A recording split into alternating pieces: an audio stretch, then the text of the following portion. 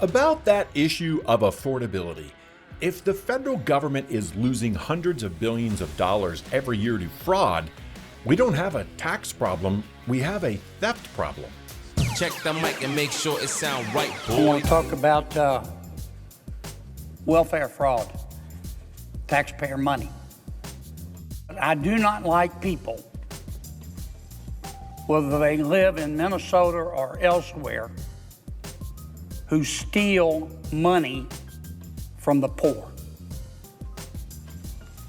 There ought to be a special place in hell for them.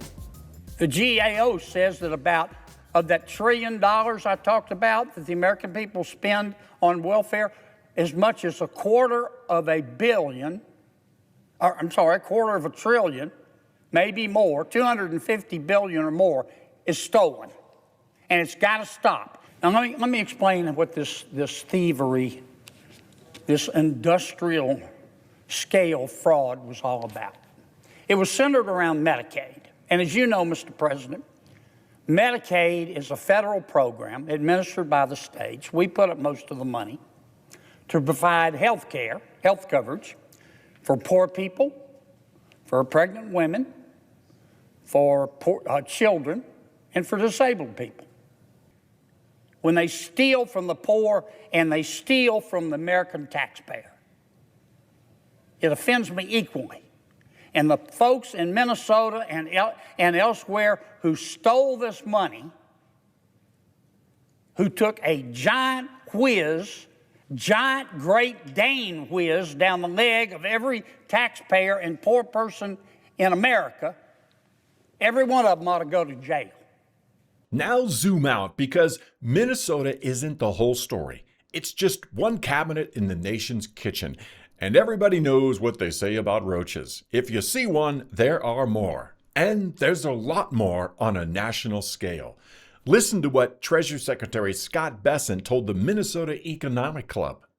Just to put this in perspective for American taxpayers, for American families, the GAO, the General Accounting Office, believes that there is somewhere between 300 and 600 billion of annual fraud, roughly 10% of government spending, that disappears due to fraud. If we can recapture that, that is 1 to 2% of GDP. Let that sink in. That's not a rounding error. That's a parallel economy. So let's put that where it actually matters, your paycheck. Roughly speaking, if Washington stopped losing $600 billion a year to fraud and applied it only to households under $200,000 a year, what that works out to is about $400 a month back for the people who actually feel inflation. That's groceries, gas, it's part of your rent. And here's the thing, that's not a new benefit.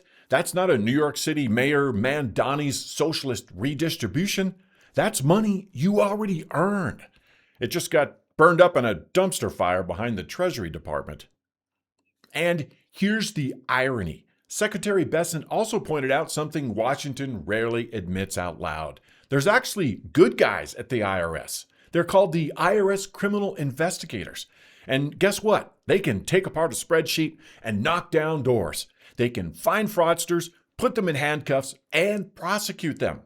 Which means the real scandal isn't that the money was stolen, it's that for decades, no administration was willing to exterminate the pest stealing your hard-earned tax dollars. It sound right, boy. So here's the real question. Should we trust the same system that allowed this to happen to suddenly clean itself up? Because the affordability problem in this country might not just be about higher wages and inflation. It starts with stopping the theft. We don't just need politicians to talk about affordability. We need leaders who understand the S word, stewardship. Hey, like and subscribe and tell me what you think below. Are you down for a rebate check of $5,000 a year? I'm Brian Tutterbo with today's Faith Check. Remember, mock the absurd, walk in the light.